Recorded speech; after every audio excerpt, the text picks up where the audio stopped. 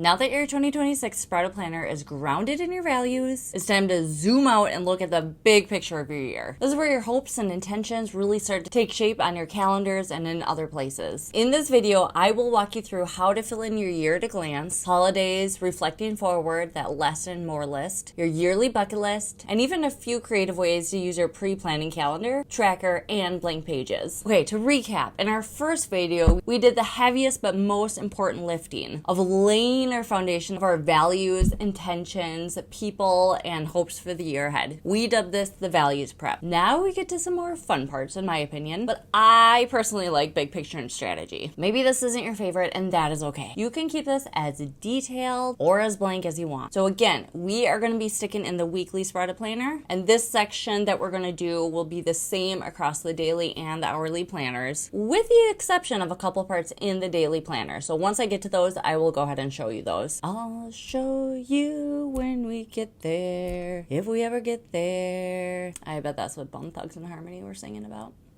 Okay, so let's dive into our planner. Let's start with your year at a glance spread. You can use it to note big events, projects, travel plans, or even monthly focuses. Color coding lends itself really nicely here. So for example, one color for personal, one for work, one for family, so you can see balance at a glance. You can also highlight or note slower seasons to protect your rest time, which is something I've really been working on lately. So for example, for me, I know that January, probably towards the end of January, I am going to take a couple of weeks completely off of work. I will have been in my big hustle from September through mid-January on the business side of things.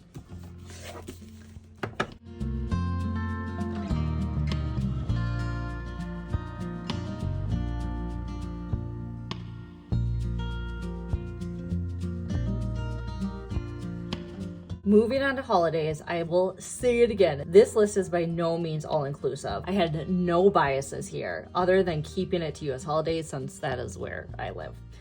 So this is just a reference for you, and I've included lines to fill in other dates that are particularly important to you, such as Squirrel Appreciation Day, which is on January 21st, or National Planner Day, which is August 1st.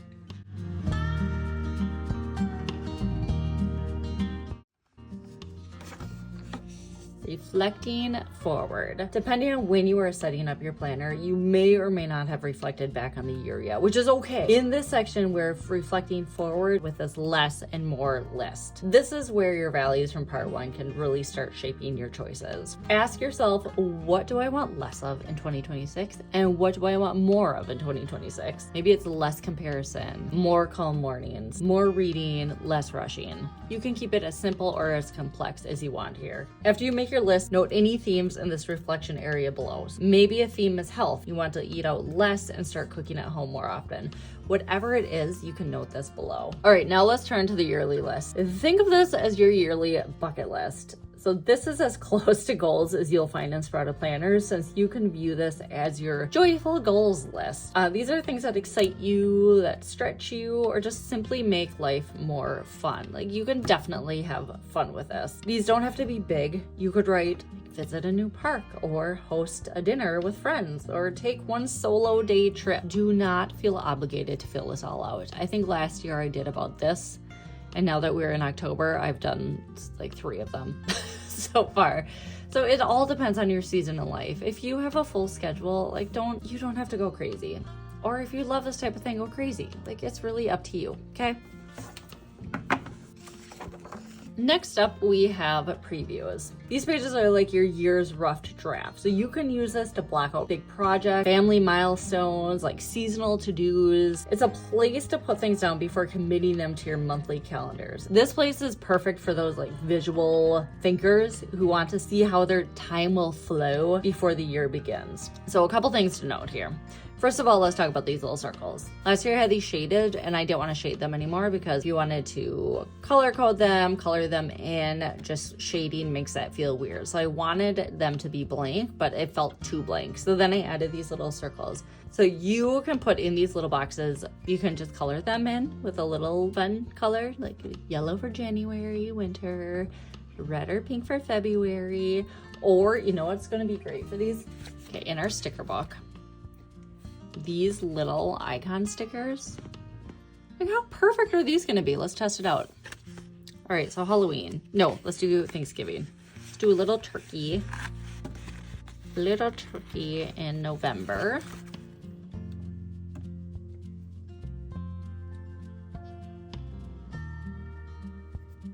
Oh my gosh, you guys, it fits perfectly. Oh. You could do little icons every month. So here we have on the layouts, we have the 4 quadrants here, and then obviously you have the months right here. So for these, you could do this 4 quarters, you could do this seasons. I love to do this in my seasonal bucket list. These would also be great for like seasonal chores too, or for a seasonal project. If you have big projects going on in the house, I mean, how great. You could do so many things in this 4 quadrants right here. And then you have this section. I love to do things that I should be thinking about that month, but I don't want to commit it to the month yet. So for my January, it's always put together my Valentine's, map out summer camps, and start planning for my daughter's birthday. So that's always my January. That way I start planning my January and I can look over here and know that those are the big things that I have to work on. But before that, they are just safely nestled in here.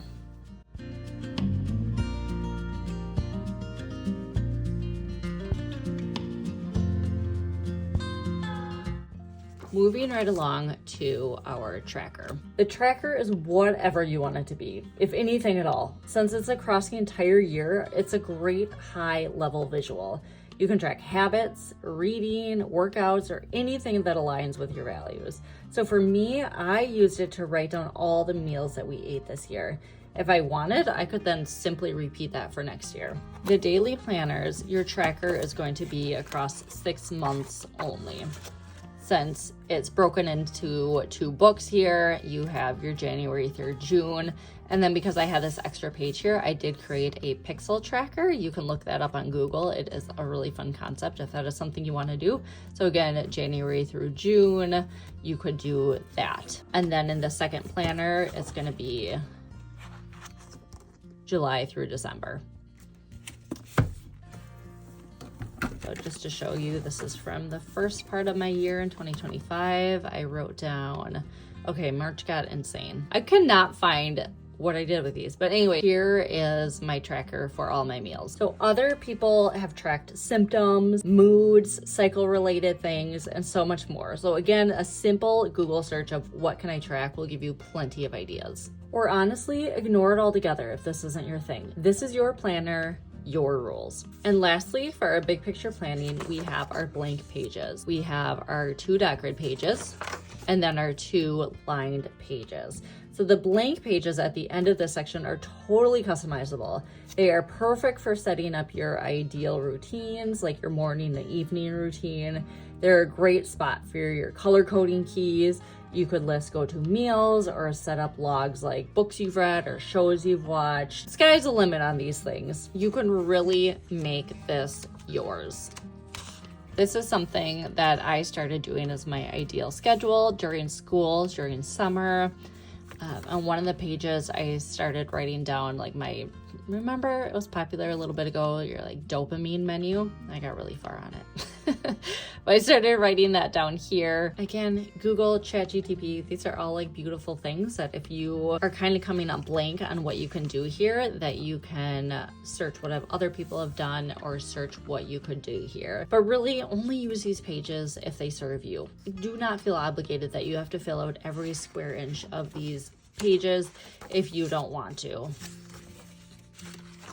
Hi, it's me, I'm back. Okay, so now you've mapped out your 2026 year from above, your what you want less of and what you want more of list, possible projects, your year lists, and dreams are all in one place. And this is not a set it and forget it thing either. On each monthly spread, there is a small intentional checklist for you to review these sections and plan them into your months, your weeks, and your days. In month 3, we will be diving into our monthly calendars, where we'll be adding our birthdays and anniversaries, appointments, and your plans that will make your shift into the new year as seamless as possible so you can hit the ground running or whatever you need in that season. I'll be hitting the ground resting. If you found this video helpful, will you please give it a thumbs up and subscribe? Pretty please. So you don't miss part 3 of our 2026 setup series. And if you don't have your 2026 Sprouted Planner yet, they're waiting for you. Just head over to sproutedplanner.com and pick up yours today so you can follow along and we can set it up together. Okay, now let's hear from you. What is one thing you want less of and one thing you want more of going into the new year? Thank you so much for spending your precious time watching this video, and I will see you in part 3. I'm by a window. There is a squirrel that keeps running by, back and forth, back and forth. It's trying to be a creeper, you guys. I have a creeper squirrel. Hi. How are you? Fresh, warm, right out of the oven. Here, have a good day. That's okay. I love Thank you. you. I love you too.